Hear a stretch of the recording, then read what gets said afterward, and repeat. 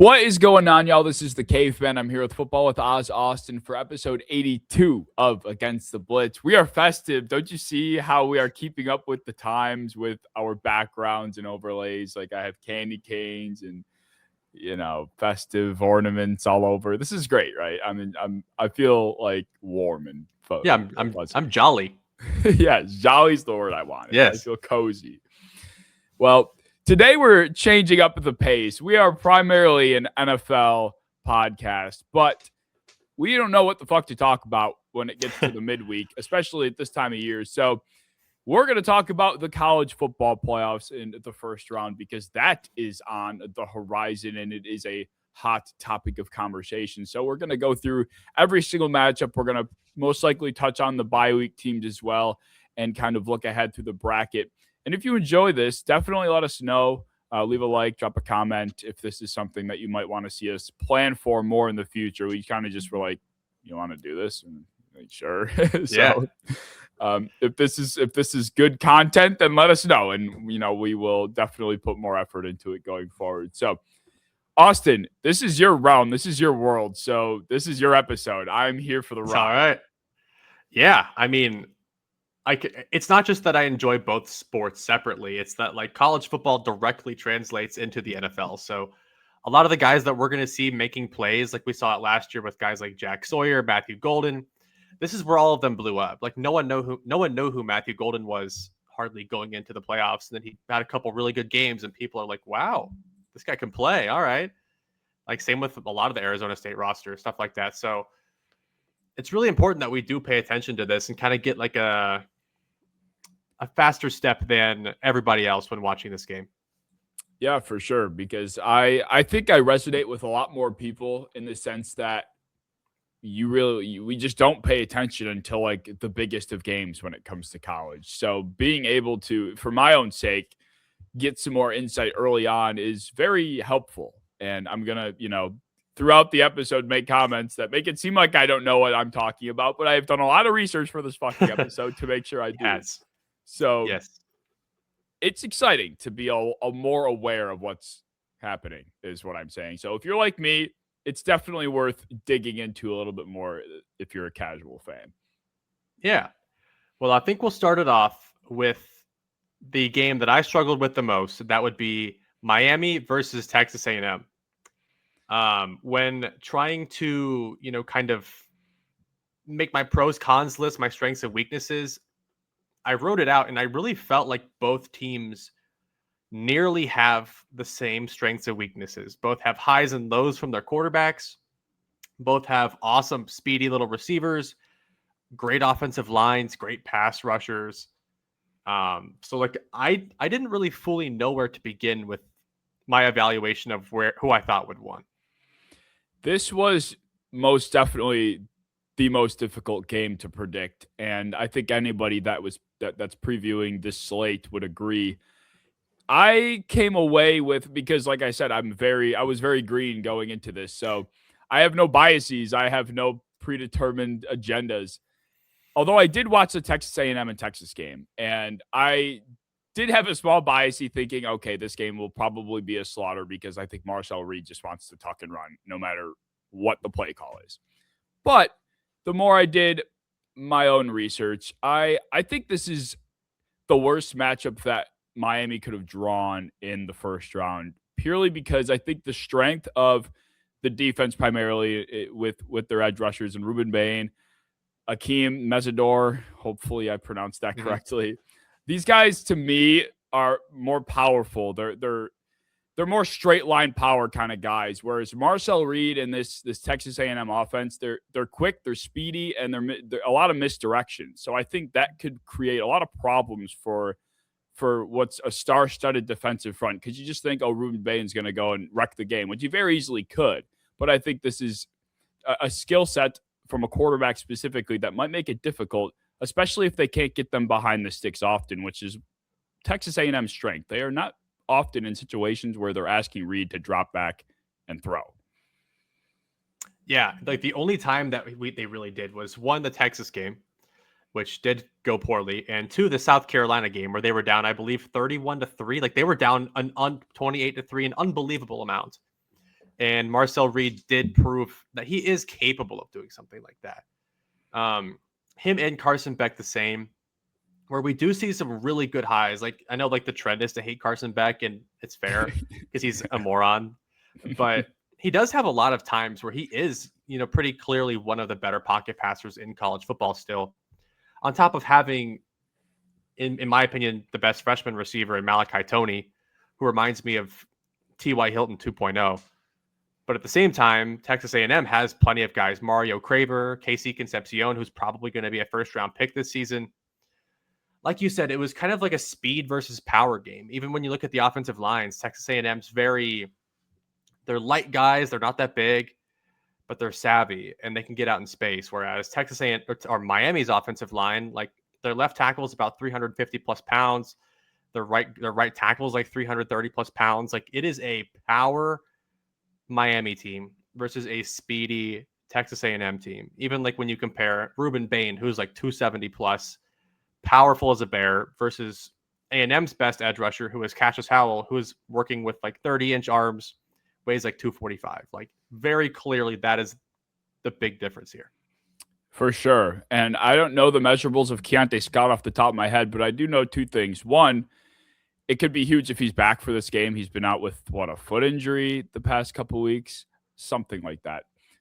But he also is active at the line of scrimmage. He's like second on the team in tackles for loss. So this is someone that I think could definitely help out in that regard for Ruben Bain and Mesidor, if he's able to get in the backfield and kind of almost be the Marcel Reed kryptonite to some capacity, if he's often back there and keeping up with him. So I think that is something that people aren't really, I mean, maybe they are, I don't know. But Keontae Scott could be a difference maker in this game if he's actually healthy.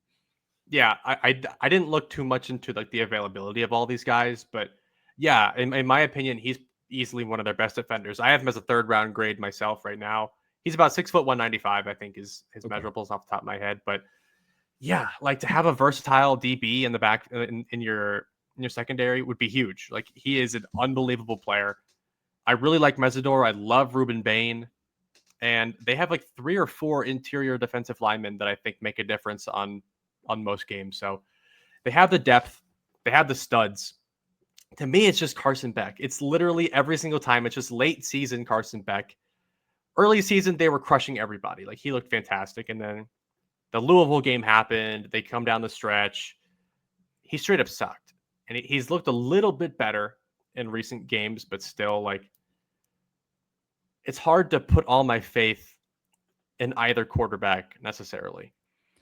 It is. And A&M's pass rush it's ferocious. Like, they will get home. And I think there's this, based on the feel I got, there's this stigma around the A&M defensive front that they can't really stop the run. And I think to some capacity you could say that. But I was also reading, they got gashed against Texas. It's like, not really. It was just Arch being a playmaker more than anything. And that's where a lot of the rushing yards came from. And there's no mobile quarterback in Miami right now. So if they're able to generate the amount of pressure they generated against Texas, I think they're going to have far more success because Beck isn't getting out of the pocket. He's not going to extend plays, make throws with his legs beyond and behind the line of scrimmage like Arch did. So I think if we get the same game that we got from A&M against Texas against Miami, I think they very easily could win it. And I think they would have beat Texas if Arch wasn't as athletic as he was. In fact, I don't know if they score a point. I think every single touchdown that Texas scored was somehow Arch extending the play or him using his legs to run. Like, there was that touchdown out of the pocket that he rolled out and he threw it before he crossed the line of scrimmage down the field. The guy was open because they were like, oh shit, he's running. There was the rushing touchdown he had. I don't remember what else they had, but those were 2 scores that were huge in a low scoring game, right? Double checking myself. I don't remember, but long story short, Carson Beck ate that. So it could get bad quick if this pass rush is not its game. It could. We've seen him in SEC big games before when he was at Georgia. We've seen him earlier in this season in high leverage games. I always think back to Louisville, where it was just turnover after turnover after turnover. It was so bad to watch. And to me, I think this is a game where I think that Texas A&M's skill guys will have the greater advantage, and I think Miami's trenches will have the greater advantage. I think Miami has the best offensive lineman in the draft in Malgoa. I think they have a couple really good linemen, a couple really good pass rushers and D linemen. And on top of that, they just have the power. I think that there will be times where they just completely overwhelm A&M. But at the same time, I think when shit hits the fan, A&M does have the insane speed, and we saw it against Notre Dame where they were taking drag routes and go routes. Like every single thing they wanted to do was just being housed because they have speed, because they can return punts for touchdowns with Concepcion. Like they can score from anywhere. So it's scary, but I think if I choose a final prediction, I will go with Miami based on the fact I think they can control the game with the trenches a little bit better. Yeah, that's fair. They are, 3.5-point favorites or something like that. But yeah, this is star power versus, I would say, a well-rounded group. The kind of the opposites in that sense. I ended up going with Texas A&M because I think the margin for error in this game is going to be super small, and Carson Beck he don't like having a small margin for error. If, like I said earlier, Texas A&M is able to get home often, even if he only throws one interception in this game, Beck, that could be the difference. That's the kind of game I think it's going to end up being. So if Beck comes into it and he's razor focused and he's sharp, it could be one of those games where their talent and their stars just run away with it. But I just don't think they've proven to us that they are able to go a full 60 minutes against a good defense without having just game-losing errors, quite frankly. Yeah. I mean, last time was Notre Dame, and that was like week 2. So, yeah, it's late season Carson Beck is a thing. He's played plenty of football for us to kind of realize that. Marcel Reed's a little bit more green still. So while we can say we haven't seen him do that, we haven't seen him not do that too. So it does kind of feel better to put your faith in the guy that, is still pretty green. Like we don't fully know how good or bad Marcel Reed is in these kind of games yet. Right. And we kind of know how bad Carson Beck can be in these games, but in my assumption, I'm assuming both play bad, honestly. Yeah, really. Like that's kind of how I have to break it down. And if that's the case, I think Miami wins, but I do think there is a better chance Reed outplays Beck in this game. Yeah, it's going to be, like I said at the start, the best game of the weekend, I think. So I'm excited to watch it. And I don't know where the winner of this game goes. Who do they go on to face? The winner of this game, Ohio State. Oh, it is. Oh, okay, so it doesn't. So it doesn't. Yeah, quite frankly, whoever quarterback that is getting absolutely slaughtered next week. So, yeah. I mean, say both teams. I think. I mean, obviously, when your team like Texas A&M, like those receivers, they can take the top off anybody, and that's why I do have a hard time choosing against them because they can do that, but not against Ohio State. I'm not picking that. Yeah, no, I was gonna say, like, I think even if Miami, what am I trying to say? I think even if A&M came out of this game and moved on to Ohio State, I think Miami has a better chance to beat Ohio State than Texas does. I think that's fair. I think they have the trenches too, the offensive line. Yeah, I could see that. Yeah, it don't matter though. Like, I forgot this was the game I wrote this note on. I don't know if this is a running joke or not, but I kept reading that both of these teams beat Notre Dame, and it was just a reoccurring comment, like almost like it was a running joke. Like, oh, by the way, they beat Notre Dame. Like, why was this continuously brought up? I don't get it. I think it was because these were the teams that made it, because Notre Dame didn't even make the playoff, and people were very, very upset about that. And it was kind of like a strength of schedule argument that Notre Dame was trying to get in, but both of these teams made it over them. I don't know, but yeah, both Notre Dame games are kind of the games that I always refer to with these teams about, like, last time they played a really good playoff worthy team, how did they do? And they both did win in very, very different ways, which made it really hard to choose. Yeah, fair. But we can move on to a game that I think will be a little bit less close, but with a pretty interesting pretty interesting thing around it. That would be Ole Miss versus Tulane. Now, the reason we have both of those coaches on there is because both those coaches are leaving after this season. So it's going to be really, really weird because I do believe Summerall is coaching this game. I could be totally lying right now. He is, yeah. I believe he is, but still, like, you can't tell me that all that stuff he's trying to do, working over to Florida, the transfer portal is wide open right now. You can't tell me he's not losing sleep to his Florida job. So I think you have a coach that is stretched thin, and Ole Miss is now head coached by their former defensive coordinator because Kiffin's out of the picture now. So these are two teams that are not exactly who they are supposed to be going into this game. So the way that I kind of looked at it was just who has more studs. And I felt like that was pretty comfortably Ole Miss. Yeah, I quickly realized that I probably didn't have to spend as much time on this as I ended up. Yeah, I mean, it just is one good team and one not as good team. That's kind of really the end of it. Like Tulane, I don't know what goes into picking these teams. And I understand that you want variance in the college football playoff every year and you want to see different faces. I just don't know how Tulane gets here. I don't know. Retzlaff is fine, but he's really the only thing keeping that whole offense afloat. Like, he's third in college football in passes thrown that have been dropped with 30. He's their leading rusher. He's got 16 rushing touchdowns. I mean, if it's not for Retzlaff, I don't even think he's that good, to be honest. But if it's still not for him, then who knows where they would be? And I think that just speaks to, I guess, the Green Wave and what I think of them. And the defense is kind of the same story. Like, they get a lot of turnovers, but they also they sacrifice a lot with their aggressiveness. So I don't know. Like, Shaz Preston, What are we doing with Shaz Preston in this game? Nothing. Yeah, like Ole Miss, like their team isn't like littered with NFL talent, but they have guys. Like I'm pretty confident Trinidad Chambliss can find a home as a pretty good NFL backup quarterback. The running back Kawan Lacey, I think that he's going to be one of the top 5 running backs taken off the board next year in the draft.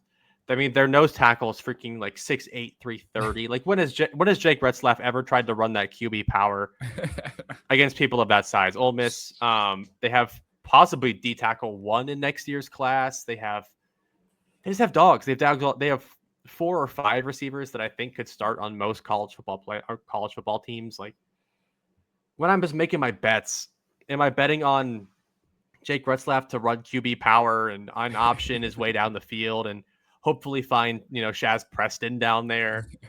Or am I going to bet on Trinidad Chambliss, who's played really, really good football this year, and they have the running back, they have the size, they still have the better coaching staff, all things considered. So I think pretty comfortably I'm taking Ole Miss by like 3 scores.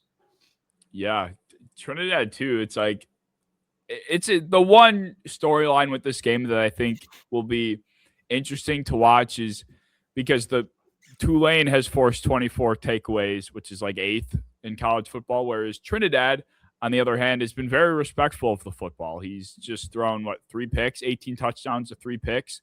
He's only had 7 turnover-worthy plays to 22 big-time throws per PFF, which is a very good ratio for a college football quarterback, I might add. He's a ball player. Yeah, like he's a dual threat on top of it. So I just don't see what I was trying to say was I lost my train of thought. What side is going to give? Like, is Trinidad going to turn the ball over a couple times and Tulane's going to be able to feed off of that momentum? Or is Trinidad going to stick to how he's been playing and be very careful with it, and they just, kind of slowly blow them out? And I would take the latter before the former. Yeah, I mean, it would just take so many things going in Tulane's way. And I mean, it's not to say they couldn't win. No, I just think that I don't think they can. like just looking at the size, I mean, like Tulane's best interior player, Santana Hopper, he's on a lot of like these like statistic charts of like win rate times this and this. Yeah. And Santana Hopper's always like number one by far by himself. I look him up. He's 6'2", 265, playing on the interior. I'm like, man, 6'2". like, Oh my god. Ole Miss That's doesn't have bad. a scary offensive line or anything, but like if that's the guy that we're counting on to be like disrupting the middle, stopping Ole Miss's running back Kawan Lacey, who's I'm pretty sure top 5 in like most statistical categories as a running back in college football. I just don't feel great about your chances, unfortunately.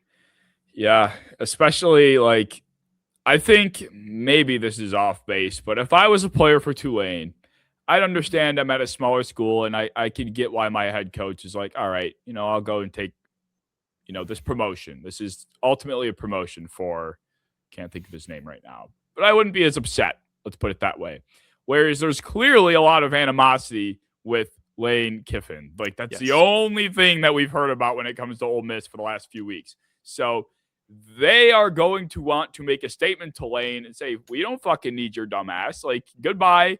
And unfortunately, I think poor Tulane, who already got blown out by this team once, is going to be the punching bag, the recipient of anger that these guys are going to be playing with. So I think that on top of it, if we want to talk about intangibles and storylines, that's the biggest one. And I think and unfortunately, the timing of it does not play in Tulane's favor either. No. Thinking about Lane Kiffin's departure, I was like, is there a chance that, they're so like discombobulated and Tulane takes advantage? But I was like, oh, like Pete Golding's their D coordinator, got promoted to their head coach position. He was at Alabama.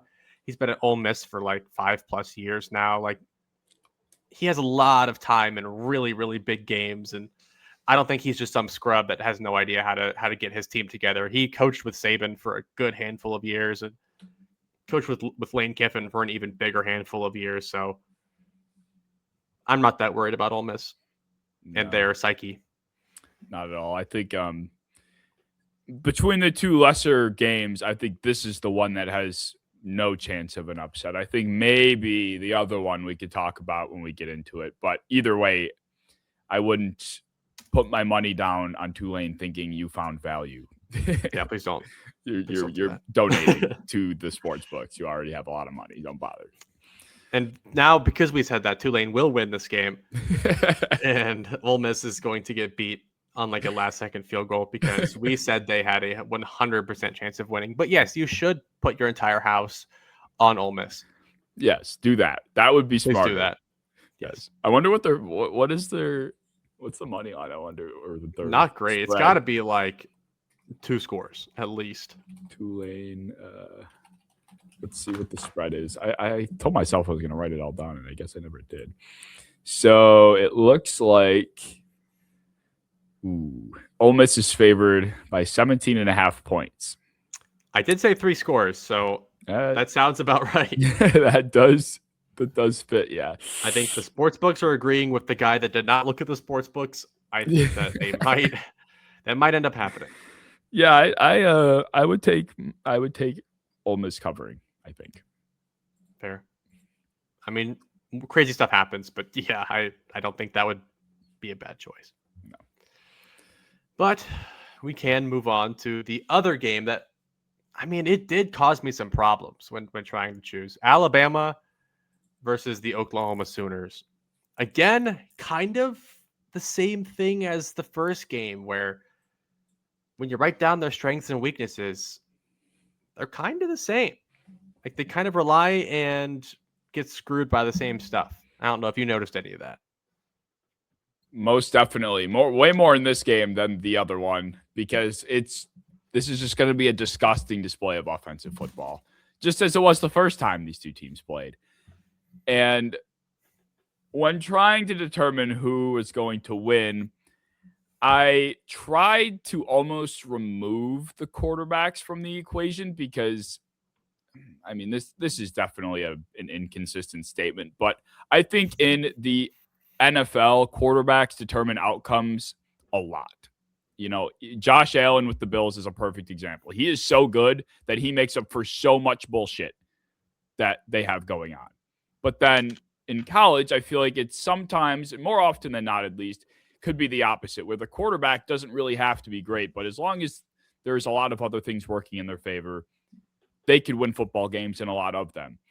And that's why I didn't factor in John Mateer's bozo gene that much because he's 12 touchdowns and 10 picks basically describes John Mateer. There's really, you don't have to do much film watching to discover that he is erratic. He is a questionable decision maker. And it's not because of his hand. John Mateer truthers believe that Dr. Shin, was that his name? Who I cut don't even him know open? who that is. I just Yes. Was that the pad? Yeah. Oh, is that what that was talking about? I have no idea. I don't know. Like, I just saw a bunch of tweets saying John Mateer is not the same since Dr. Shin cut him open. And then there was a video of him falling on like the tackle dummy thing. And he's just such a polarizing character. All that to say, I didn't think about it that way because Oklahoma's defense, similar to Alabama's to an extent, is possibly the best in all of college football. Yeah, that was kind of a similar thing where Ty Simpson and Mateer are both very talented, but both have not been playing their best football the last month. So to me, I kind of did a similar thing. I was like, well, if both of them suck, we're going to assume both of them suck because both defenses are good and both defenses can get pass rush. Which defense do I think has the chance to really make the other one's life a living hell? And I did feel like, even though I do think Ty Simpson's better than John Mateer, I felt like Oklahoma's defense does have that gene where they can just punish you. On top of that, their head coach being a defensive guy, he's kind of been a defensive genius in college football for quite a while in Venables. So I do feel really, really good about their odds at getting pressure, at really screwing with Ty Simpson, because unlike Oklahoma, I think Alabama relies on Ty Simpson to do everything. Like, if they don't get a first down, it's because Ty Simpson threw 3 straight incompletions. Like, they cannot run the ball. Not to say Oklahoma can, but like, Oklahoma's offensive success is kind of scheme based to me. Whereas I think a lot of Alabama's success is like, all right, pro style, Ty Simpson, you drop back, you find somebody and you hit him 1, 2, 3 out. And it's not been working lately because he's been under so much pressure, and pressure really messes him up. So I do think Oklahoma, even though I'm not a Mateer believer whatsoever, and I don't think their offense is very good at all, I think their defense has the better chance of winning a 10-7 type game. Agreed. Absolutely agree. And that's what I noticed about the Bama offense as well. Like, figuring out how bad Bama is at running the ball, like, it's embarrassing, really. Like, we're looking at one of the most prolific organizations in college football history, and they can't pick up a fucking first down with a running back. And No. the success that they have on the ground usually comes from Ty. Like, he is doing the heavy lifting in that regard as well. Like, he is their best offensive player, with design runs. Anytime he is able to scramble and get out of the pocket, it's just like you said, when he gets under pressure, that's where the mistakes can come through. But he's also made he also can make some very good throws. Like, Ty Simpson is regarded, or has been regarded by whoever you listen to in draft circles, as a first-round pick. Like, this is a good quarterback at times. But at other times, it's like, man, what are people seeing with Ty Simpson? So, and that's what you get when you are a young kid, the face of one of the most famous college football teams ever, and you have no help. So yeah. I don't really blame him that much either, because the weight of the world is really on his shoulders. Like, the defense too, I was surprised. It's good, but I wouldn't even put it close to the same tier as Oklahoma's. Like, they do not get any pressure. I was reading that this team ranks 119th in pressure rate, and they don't even do anything like crazy to get home with packages or exotic looks. Like, they're 135th in blitz rate on top of it. So they're just like fine with not getting any pressure. And in a game going against John Mateer, where your best bet is to force him into making mistakes, if they don't break tendency, then all Mateer has to do is not be a fucking idiot, and they win this game. Yeah. As far as that was my math equation. If Alabama doesn't disrupt Mateer and Mateer isn't dumb, then Oklahoma should win. Like, that's it. That's kind of how I went. Like, even if he is a little dumb, if they can make Ty Simpson doesn't really go dumb mode. He goes inaccurate mode, where, like, I think he's one of the most mentally sharp quarterback prospects we've seen in some time. But just like the ball placement and accuracy is so off. Like, I don't know if you catch it, but like, it looks like he tries really hard to throw. It's like people have said he has a back injury. I think he's been like this. It just, like, I don't know. It doesn't seem like he's a natural thrower. Like, he's gotten pretty good at it, but something just ain't right. I can't put my finger on it yet, but yeah, like if he gets a little inaccurate, pressure starts getting to him, he gets a little panicky, he starts floating backwards. I think Oklahoma's got it. And I think the only thing that makes me worried is, like the game before, I think Alabama's receivers do have a chance to kind of take over. Ryan Williams, we've seen him take over, even though it's inconsistent. Jeremy Bernard is awesome. Chris Godwin, clone to a T. But I don't think Oklahoma has crazy weapons. But just, if I'm betting on anything, I'm betting on defense. And I think Oklahoma can terrorize that Bama offense. 100%. Like, there's no marquee disruptor on Alabama's defense, but there really isn't for Oklahoma either. But they just have got a bunch of dogs up there. Like, is R. Mason actually R. Mason's first name? It's R. Mason Thomas, yeah. So it's literally R. Mason. Like, if I wrote first the letter name R. last, like just the letter R. I thought it was a typo. I looked on one site and I'm like, why is there just an R in front of Mason Thomas's name? And then I went on another site and I'm like, there it is again. And I'm like, wait, is his name just R. Mason? Like, he's part of the reason that I think they can win, because Alabama's offensive line is very suspect, and they have one guy, Caden Proctor, who's kind of, touted to be a possible first round pick. Big dude, crazy powerful. I think he's like 6'7", 366. Like, he's huge, but he's sloppy and he can't change directions very well. And all Oklahoma does is just attack with speed, and they attack angles, and they send pressure at you from places you wouldn't expect it. And I think making that guy think, making your best player, change directions and think, like, I think they can take advantage of him too. So I just feel really good about the specific points I think Oklahoma can exploit. I don't think Bama will be able to exploit those same things quite as well as they'd like to. Yeah, you make a good point. Like, the pressure comes from everywhere. From when I was looking at the defensive front seven for Oklahoma, like Taylor Ween has a few sacks, Grayson Halton on the line. Grayson Halton has a few sacks. Even Kip Lewis from the second level has like 5 sacks this year. So, like, they have contributors at every single position, on the defensive front. So that is ultimately where I think, where we agree, in the sense that it's just going to be too tough for poor Ty Simpson to really overcome. And if we're being honest, like, I think Alabama should probably be on a 2-game losing streak going into this one. Like, they damn near, I thought they should have lost watching the Iron Bowl back against Auburn. They should have lost that game. Like, there was a pick that the Auburn quarterback, God, who knows his name? Not me. He threw it to a wide open check down. Huh? I can't remember. They've had 3 quarterbacks this year. I can't remember which one that was. Really? It might have been the former Stanford kid. I don't know, but yeah, he threw a check down like late third quarter, early fourth quarter, down by 7 as they're driving, and it goes to the receiver's hands and it pops up and it's an Alabama pick. And then later in the game, they still managed to tie it at 20. And I think Ty Simpson throws up a heave to Isaiah Horton on 4th and 4 from midfield. It falls incomplete, but they take a roughing the passer, and a chance that they would have had to take the lead is blown. And then Alabama goes and scores. And then even like later in the game, like, they had one last gasp and they muffed the punt when they got the ball back with like 20 seconds left. It just was like Auburn continuously shooting themselves in the foot instead of Alabama actually beating them. And then Alabama just went and got fucking smashed by Georgia anyway. So they're just not only is Ty not playing good, the whole team is just not playing good right now.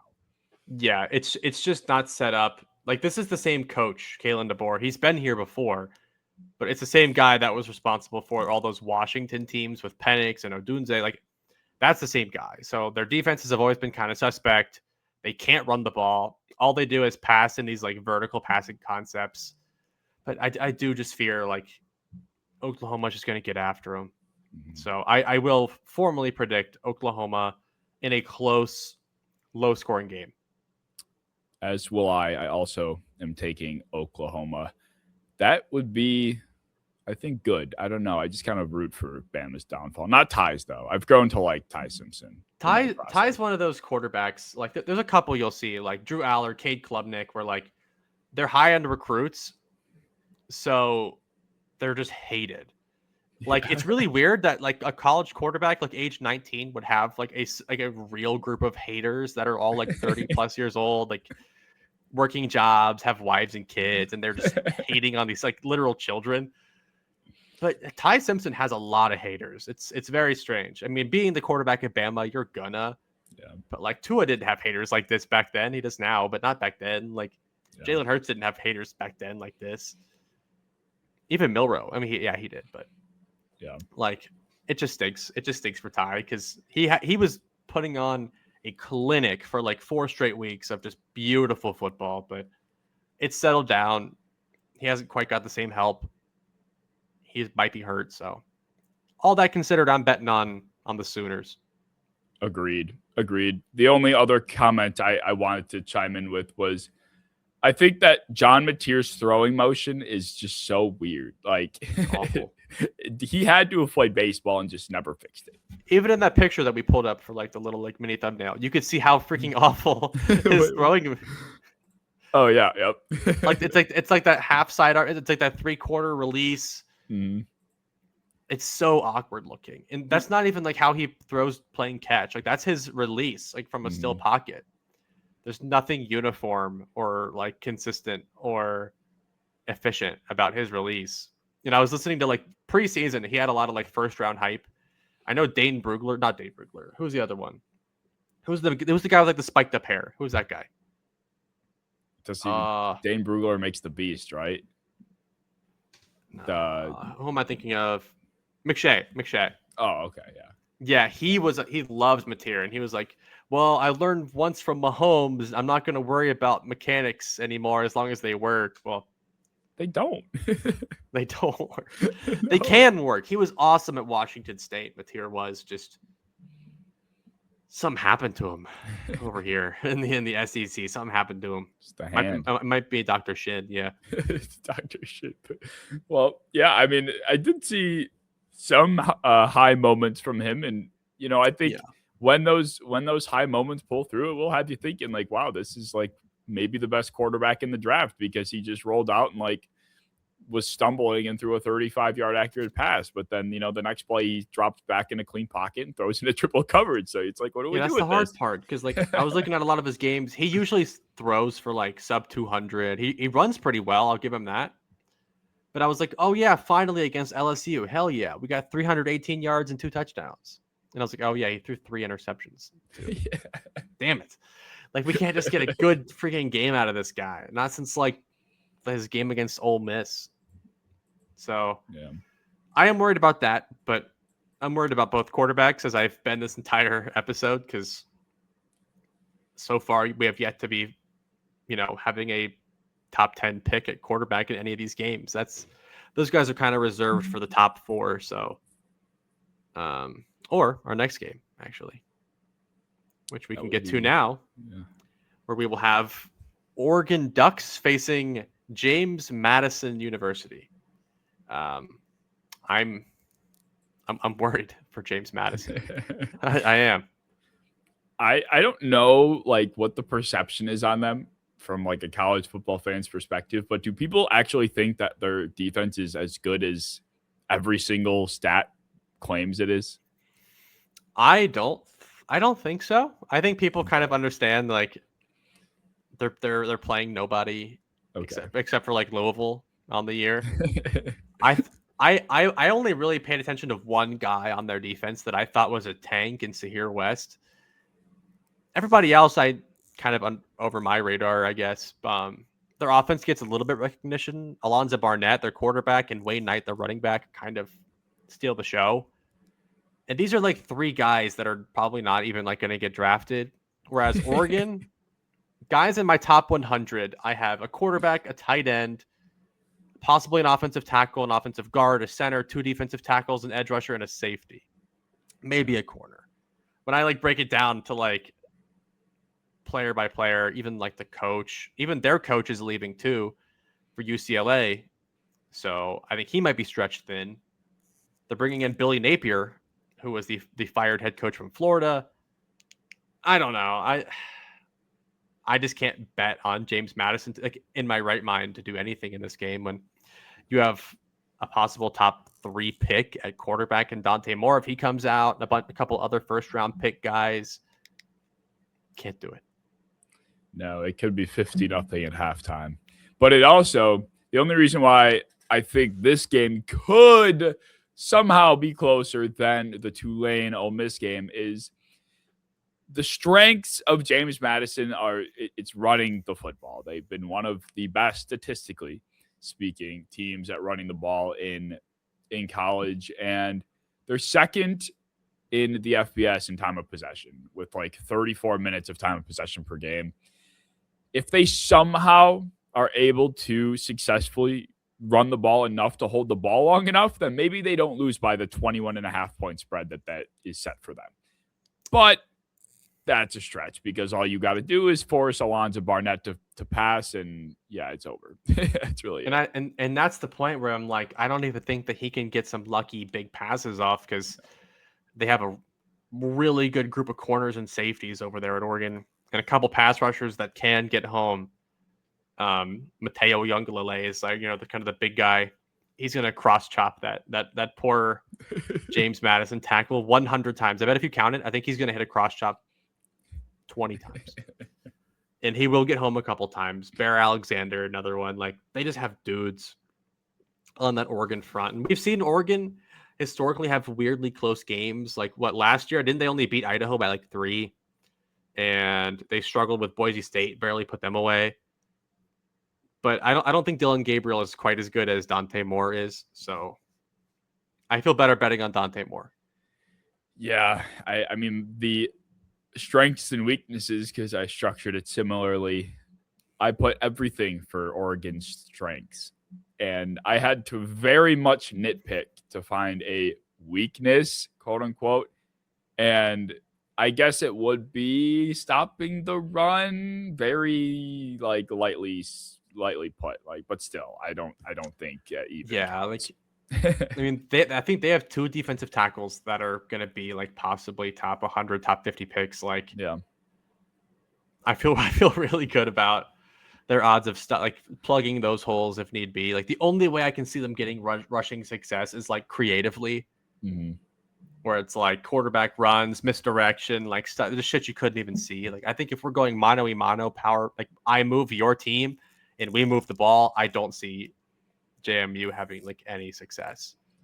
Yeah, no. And that was like, as far as I could tell, Alonzo Barnett, like, you look at rushing quarterbacks, there's different styles of them, of course. There's the Justin Fields-esque guys who are straight line bullets that are super fast, or there's the Lamar Jacksons that are very shifty, or there's the Josh Allens who are just complete bulls. I think Alonzo Barnett falls. I mean, Josh Allen is a very long stretch, but he's more so that power type of runner, right? If I'm not mistaken. So I don't think there's much misdirection happening here. Like, he's not juking someone out on a read option. He's not like making anybody miss on the second level. It's just going to be him and Wayne Knight like running full speed into green jerseys and getting just stonewalled all game. Yeah, I was only laughing because it's just like comparing Alonzo Barnett to Josh Allen. Like, well, who else? We got to go like Seneca Wallace, maybe, if I'm like getting. Well, I got to think NFL guys. You got to stay in my frame of mind. Who in the NFL right now fits that quarterback bull style? Jackson Dart, I guess, maybe. Even then, yeah, it's like except this guy's like probably gonna measure 5'11". He might be bigger than that, but yeah, he's not a tall guy. Like, he's not that fast. He is like a little bowling ball. He was chunky though. Yeah, he's got some weight to him. Respectfully thick. He is thick. It's a thick Yeah. boy. Yeah, I mean, It's how'd you funny. feel watching? Did you watch any Oregon offense? I did. Yeah, I watched one Dante Moore third down drop back, and I'm like, yeah, this game is going to be over really fast because there's just no, like, even if Madison had any chance to disrupt him, he's just unfazable. Like, he's just not going to waver, and they're not going to get pressure. So it's just, he's going to be throwing 7-on-7 out there when he has to pass. I mean, we're talking about the best rushing offense in football right now in Oregon. Like, they're better than James Madison easily at running the ball. Like, Yeah, they have like strength 4 for dudes. strength. Like, they have 4 dudes, and I think 4 of their linemen, 3 of their linemen are probably going to be drafted pretty well this coming draft. And yeah, like they have Isaiah World, left tackle, might be a 2nd-round pick, maybe higher. Their center, whose name I can't pronounce for the life of me, might be a day 2 pick. Emmanuel Pregnon is like my 2nd-rated guard in the draft. Like, they just got dudes, and they're all big. The only thing that I want to make a prediction on is I think that one James Madison edge rusher that I liked, I think he beats Isaiah World a couple times, and he gets himself on the radar. Sahir West, I'm banking on him for my sanity because I think Isaiah World stinks, and I think Sahir West is awesome. But other than that, yeah, I outside of a couple fun splashes, maybe early if they can like scheme the early game well, on those kind of play calls. But after that, no, there's just very little hope. Like, I think, actually, I won't even say that. I don't know who loses by more points, James Madison or Tulane. I think Oregon has the ability to just demolish anyone. Like, Ole Miss still has their struggles. They don't have their coach anymore. Their offensive line's not quite as good. The receivers aren't, they're pretty average. So I do think Oregon has the ability and the mentality to like just put it on people. I think they want to win by 50. Like, this is disrespect by putting this James Madison opponent against me. Like, we're gonna beat you by 100,000 points. If let's we got some time. Let's entertain this. If Tulane and James Madison were going head to head, let's just talk about that as if that was the matchup. Where would you go? Where would you lean? That I don't even know, because I think I honestly might even go James Madison. I think they could do it. Yeah, but because I think very highly of their coach, in Chesney, and I don't know. I think Tulane's just kind of mediocre. Sadly, like, I think that they did well at the end of the season to win their division and get a spot in the bracket, but I'm not any more moved than I am any of the other high end American Athletic Conference teams like South Florida or Memphis. Like, any of those teams easily could have been here, and we probably would have been in the same spot. I don't know. I think Tulane, I don't know. They might have the bigger guys. They might just win off that, but I'm not watching that game. Either way, I don't give. I might catch now after doing this, I'm definitely going to make it a point to watch A&M in Miami. I might get around to Oklahoma and Alabama. Like, I don't know. Well, that's a Friday game, I believe. Oh, it is. Okay. I think that would be on Friday. So maybe it might be easier in the schedule, but yes. Give me if I'm wrong. I think Miami is the first game, the noon game, if you're a normal person on the East. Yes, they're at noon, so that's going to be the important game. Then at 3:30 and 7:30, you get the possible 2 blowouts. So, oh wow, pay attention earlier in the day. Clear a schedule on Friday night. That's when the good games are going down. That's beautiful because I'm having a family Christmas party Saturday night. So, yeah, don't forget about those games. I don't need to worry about it.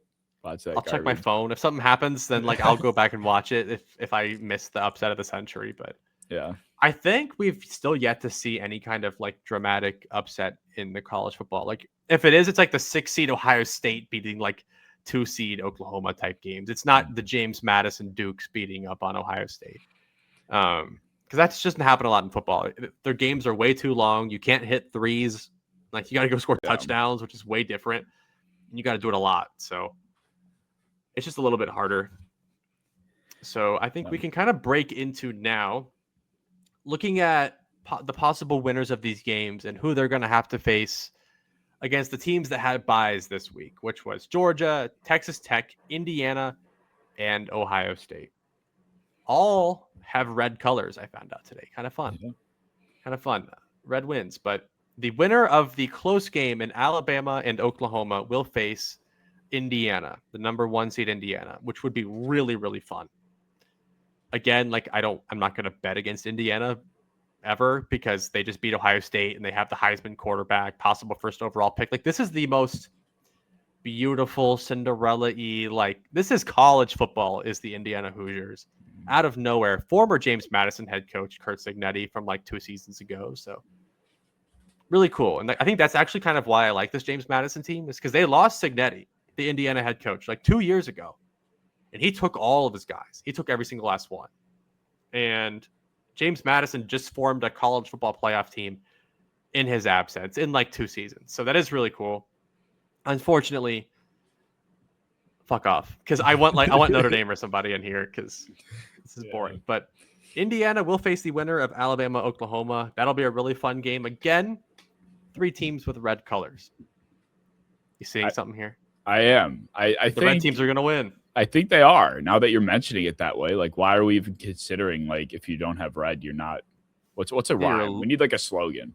If you're not red, you're dead. Yes. There you go. Thank you. You're quick with it. I like it. All right. Well, the winner of James Madison and Oregon.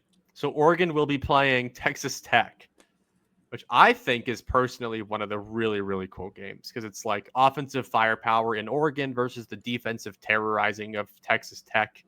It is the Eugene shoe money up in Oregon and the blood oil money down in Texas. 2 highly paid NIL programs. That'll be a really fun game. Like we said before, Ohio State will play the winner of Miami and Texas A&M. Also a really, really fun game. I will be tuning into those. And then Georgia likely will wind up in a rematch with Ole Miss, who they kind of handily beat the first time around. So it's looking pretty good for all the red teams that had buys too. The only scarier looking one, I think, will be Oregon and Texas Tech. I think that'll be really fun. Yeah, that will be a good game. I think that will be a good test, like, because Oregon just kind of running through the motions of analyzing them from the outside. It's like it really was hard to find a weakness, like to the point where I don't know if there's anybody outside of Ohio State that would be able to beat Oregon. Like, I think they are that good of a football team. Like, I think you look at across the board of the teams we've talked about. I think maybe people are blinded by Indiana a little bit, but I do think, like, are they as good as the Cinderella story is making them out to seem? They did beat Oregon. They did, and they look good. Like, that's kind of why I like Mendoza, because he threw such an awful pick 6 and then immediately scrambled together a nice touchdown drive. Like, I just have a hard time betting against them. I think Oregon, their highs can be the highest of anybody out here. Like, pound for pound, they have just as much NFL talent. They have just as high quarterback play as you can possibly ask for a college quarterback. It's just the age-old Oregon question, can they put it all together? Because they've kind of historically in the last decade or two not played their best football in the last 2 games. So I'll be looking forward to it. That's kind of my game right there, is Texas Tech, Oregon. If James Madison doesn't upset. Honestly, I don't know. As fun as it would be to see, I guess, as fun as the 15 minutes of James Madison upsetting would be, that would just be so bad for the, like, ecosystem of the college football playoff. Yes. Like, it would be horrendous for entertainment purposes, for who the fuck would they, for Oregon. It just, I don't know. My question to you is going to be this, though. When TCU went on their run and got killed a few years back, what tier of team would you put them here next to, if any of them? I think that TCU team. So I kind of put every team together by coaching staffs and by NFL caliber talent. So Max Duggan, we can skip through all that. They had Quentin Johnston. They had a couple linemen. That might have been like the Steve Avila kind of line. Okay. Couple defensive. I think they had Dylan Horton, Travius Hodges Tomlinson. Like, this is just a team that I think got hot at the right time, made a couple really nice plays. I think they're on, like, I think Texas A&M beats them. I think they're kind of similar. I think they might be better than Ole Miss, like kind of in that kind of tier where, like, I think they can win games based on a couple NFL linemen and, you know, someone like Quentin Johnston going nuts. But when someone like Quentin Johnston doesn't go nuts, when they do shut down your best player and they do take advantage of your line, they get slaughtered. Like, it wasn't close. It was slaughtered. And I don't think that Georgia team is beating this A&M or Miami or Ole Miss team by that kind of big of a beatdown as it was in that game. Okay. That helps. That helps me understand, because I didn't know. To me, you could have said that TCU was on the Tulane tier, and I would have been like, wow, that's how good of a run it was. But understanding that they fell in the Ole Miss tier, it doesn't make me think that there's a chance that Ole Miss can put together or string together those types of performances. But it helps me conceptualize, like, what kind of team could do it. So, like, Tulane and James Madison really have no shot. It's basically which we know, but so back then TCU didn't get the 12-team playoff. They had 4. Okay. So all they had to do was make it, and they beat Michigan in a nail biter. Like, that's kind of how that game went. So they had to upset one team, and that Michigan team was good. That was a good upset. They had 9 at quarterback. Like, it was a good game. That's crazy retrospect. That is crazy hindsight. Was it Cade McNamara? I think it was McCarthy. I don't know. I think it was McCarthy. But still, like, I think that they scraped their way in. I don't know if you remember the play. You can probably think of it off the top of your head. They played Baylor, I believe it was, TCU did. And it was like the luckiest, most skilled kick to win a game where, like, they had like 10 seconds to get their entire kicking team on the field, and they sprinted on and kicked like a 50-yard field goal to win the game. That's why they made the playoffs. So, like, this wasn't some team that, like, dominated their way through the regular season against a weak Big 12. They struggled, they scraped their way through, and they got there. And they beat Michigan and then got slaughtered by Georgia. So, like, people will look back and think it's crazy I'm putting them on, like, Ole Miss's tier, but, like, I don't think it is. I think Ole Miss could have beat that Michigan team possibly, and then also get dominated by Georgia. Like, it's possible. Yeah. No, that makes complete sense. It helps me. I forgot that the whole 12-team playoff thing was introduced. It feels like it was a lot longer ago than that. I don't know. Yeah. I think that was partially the reason that it did get adopted. Yeah, was probably. Because people were like, dude, Ohio State would beat the bricks off this team, dude. Because that was the real championship. I don't know if you remember that, where Ohio State missed a kick against Georgia as the ball dropped on midnight. And I do remember. That was a beautiful game. CJ Stroud's prove it game. Like, that felt like the national championship to me, because everyone knew what the winner of that game was going to go do to TCU. Like, that's how bad, like, that's why people aren't that high on TCU, because people knew whoever won that game was going to go slaughter TCU. So it wasn't like this great football team. Yeah. Okay. Interesting. Yeah, I just can't imagine Max Duggan and Quentin Johnston working their way through like 4 games to get to the championship. That's why I'm sitting here like, what tier of team could they possibly been on to have made it that far? That's what I mean. Like, it makes more sense now. Like, I like Ole Miss. I like Chambliss. I think he's actually way better than people even give him credit for. But, like, to go beat Georgia, who beat you the first time, then you're probably going to play Ohio State. Then you have to go beat them, and then you probably have to go beat Indiana or Texas A&M or Texas Tech or Oregon in the championship. Like, good luck, pal. Yeah. Like, it's way less feasible. Now it really feels like best team wins. That's kind of how it feels with 12, as opposed to 4, where, like, whoever was ranked 5 or 6 in the 14 playoff when TCU got in probably could have beat them. Yeah, makes sense. Shit, I've learned a lot in these last 20 minutes.